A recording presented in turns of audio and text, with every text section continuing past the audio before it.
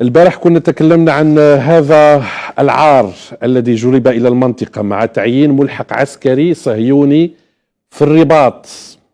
للأسف الشديد، للأسف الشديد.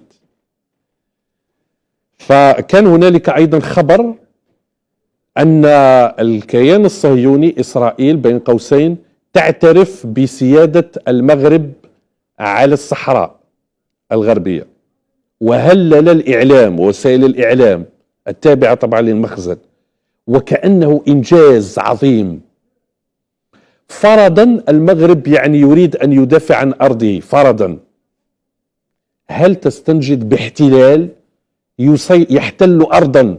يعني ديروها في مخكم، حتى اللي ما قراش علوم سياسية ولا ما دخلش الجامعة، ولا هل يمكن الدفاع عن الأرض والسيادة في أرض وأن يكون الدفاع بالحجة التي يعطيها لك احتلال آخر استحوذ على أرض أخرى؟ مهزلة وعبث، مهزلة وعبث يمارسها المخزن للأسف الشديد.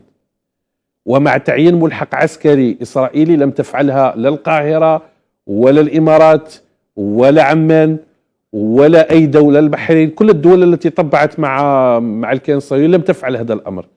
ولكن هذا الصهيوني هو الملحق العسكري الذي سيتولى السياسة الأمنية للاحتلال في المنطقة في المغرب. وش من سياسة أمنية؟ أكيد سوف يكون مجمل عمله حول المخاطر بين قوسين الجزائرية، تهديدات الجزائرية. هذه هي خدمته. وش راح يدير ملحق عسكري إسرائيلي في المنطقة في المغرب؟ وش راح يدير؟ راح يدير تقارير عن الجزائر، ويدير تقارير عن الهجرة غير الشرعية التي تقول المغرب بأنها درك أوروبا، ويدير تقارير عن الصحراء بما أن إسرائيل تعترف بسيادة المغرب المزعومة. فعبث في عبث.